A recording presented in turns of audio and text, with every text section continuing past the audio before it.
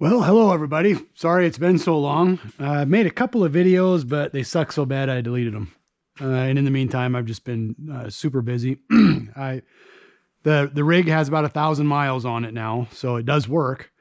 It's had a few issues come up that I'm working through and have had to work through. Right now, the ducting I used, the material I used to join the radiator shroud to the firewall, it deteriorated, came apart. So I was leaking air past and suffering. The cooling was suffering. So that's the project I'm working on right now. It's all fiberglass in a very hard to reach location, and it's a mess and sucks. I hate it, but it's got to be done. The rig works real good. It drives like nothing I've ever driven before. It floats. It's amazing. I can't really describe it, but it's cool. It works good. It's fun. Gets good gas mileage. Goes very fast. It's quiet, relatively quiet, and it's really comfortable. Surprisingly, you never know, something like this, but it worked out good so far. So I've disconnected, gotten rid of a bunch of stuff, so I can get in there and get to that shroud, and I'm just fiberglass in it, and then I'll coat it with another rubber coating to seal it up. Put some carpet in. It's just scrap carpet that I found in a dumpster to protect the floor. We have slept in it a few times. Found out the mosquitoes fit through the screen.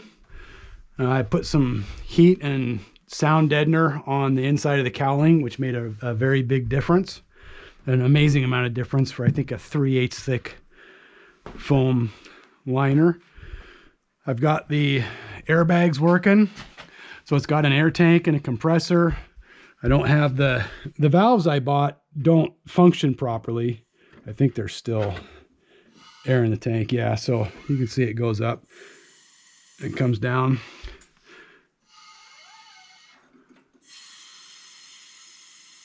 But there's supposed to be a delay on the activation. It's a mechanical delay on the activation of the valve, and that just doesn't. I got a spare tire on the frame mount for it. It's the second version. First version was too flimsy. It's got a hitch. I built the hitch for it, and I don't have the electrical hooked up to it yet, but it's very stout. It's a mess in here, but there's the compressor.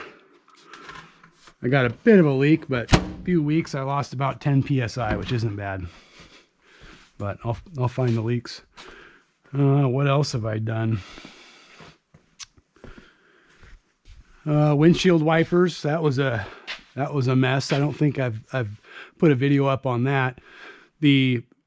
This is the Chevy truck's wiper module, and the motor, the DC motor would have sit right here. I hijacked the armature wire to the motor, which is now running the two relays. The two relays drive the stock motors for the motorhome, and I had to put a slave. So I put this mechanism. It's linked to the bar that goes back and forth up here to drive that wiper arm. So now that arm goes back and forth when the wipers are running, because there's the computer to run the washer pump and the intermittent timing. Everything is handled by a circuit board that's inside the module here. And it needs to see a little magnet that's stuck on this bowl gear in here that would have been driven by the worm shaft connected to this motor. It needs to see that magnet go past a sensor on the board in order for the timing to work properly. So I would get one intermittent wipe, and then it would quit and not start again until I powered it down and reset it. So just immediately fault. And I really want intermittent wipers. Power mirrors and intermittent wipers are important to me. So I had to make do this just to get it to work. So it works. There's way too much slop in the stock linkage in the wiper arms and the linkage back here. So I think this winter I'll be rebuilding all that so the mechanism is tight. I had the wipers running all the way to about here, but you'd get on the highway and the wind would pull it past and the wiper would end up back here. So I spent a lot of time monkeying around with the wipers to get them just functional.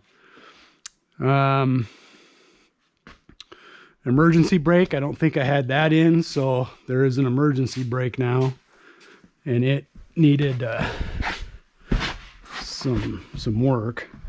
So this is from the handle, which is out of a Civic or an Escort or something, just a car, and just a length and force adjuster. So a little bit of throw equals a lot of throw, because the truck brakes need a lot of throw. So you pull up real hard on the handle and you get lots of pull, lots of throw from there. It's just a pin welded to the frame. And I put a Zerk on there to grease it up. And it works pretty good. I've got 3 days, I think, to have the shroud put back together. I don't know if I can get the camera in there to show you, but it sucks. This has been the worst part so far, is fixing this mess. So you can see I've made a mess, but yeah, that's how far along that is. And I'm kind of working on the other side now where it droops down. I'm having a hard time getting the resin to stick in there. I'm gonna wrap it with a garbage bag and flood the garbage bag and then push the resin up into the glass. So right now I've got some resin curing that's kind of holding where those clamps are, getting that set so I can remove the clamps, put the bag on. And then once I get the other side done, that part of the project is done. I can put all this back together. Anyway, it goes into town in 4 days to get some new steering linkage, some heavy duty steering linkages. I got bad ball joints in the front for the steering, so it's a bit sloppy. So I'm getting upgraded ones of those installed. And at the same time, they're gonna swap my upper arms back where they need to be. I took it in for the alignment and these were supposed to be on the other side. This one was going to be over there. We're supposed to be over there. So this ball joint would have been back here, started out back here, which is how Kibitech shows it on their website. But the caster was so far off, they couldn't get it anywhere close. So they swapped the arms around to try and drive the caster closer to the factory settings for this truck. But they still didn't get there. And what it means now is my bump stop doesn't line up. I think I would hit over here. I haven't done it yet, which is good because I don't want to break anything. But so next week that'll get swapped back to where it's supposed to be, or I mean at least where Kibitech says it's supposed to be, and then I'll get to drive it around and see how it feels. It corners. I can't believe how well it corners and then how well it takes bumps.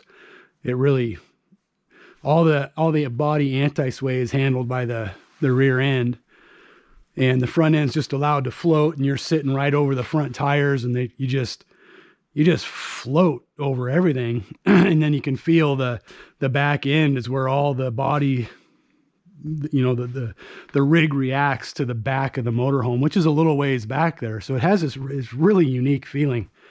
It's fun to drive. It gets up and goes. And I got about 20 miles to the gallon out of it, so that was good. I was taking it real easy to try and get good mileage, but I was happy. I had to put a new turbo in. The old one, the vanes weren't working proper. It had high mileage on it, so I chucked it and bought a new one, just stock. It's got plenty of power with a stock turbo. What else? I don't know. I think that's about it. Oh, I got the suede on the glove box. This is a knockout for, I'm going to put a USB charger there.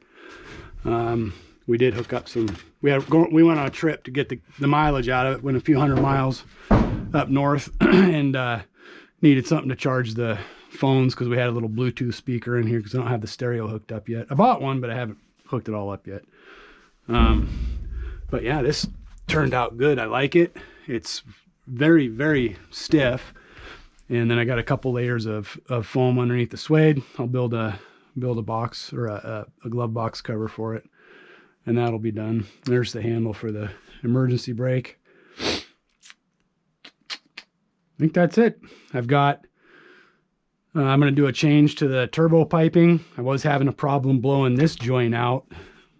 I think it was just, it's hard to get in there. So I took everything apart and put it back together proper, and I haven't had a problem since.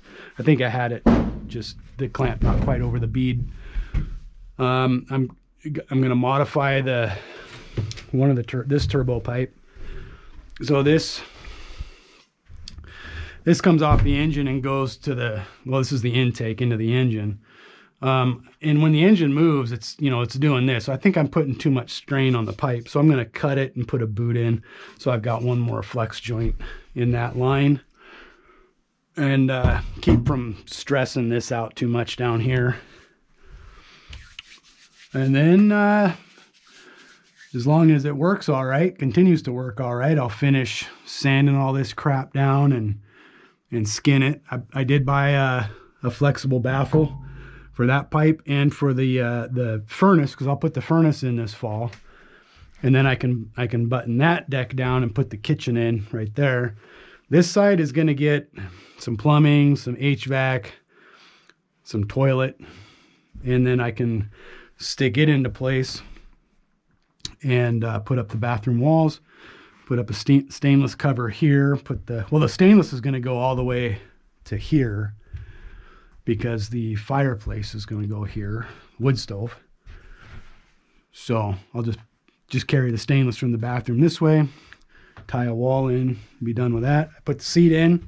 Nobody likes it, but at least it's got some seat belts. So I think that's it. Stay tuned.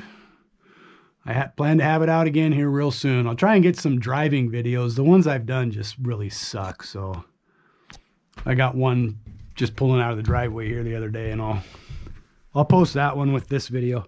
So thanks for watching. Bye.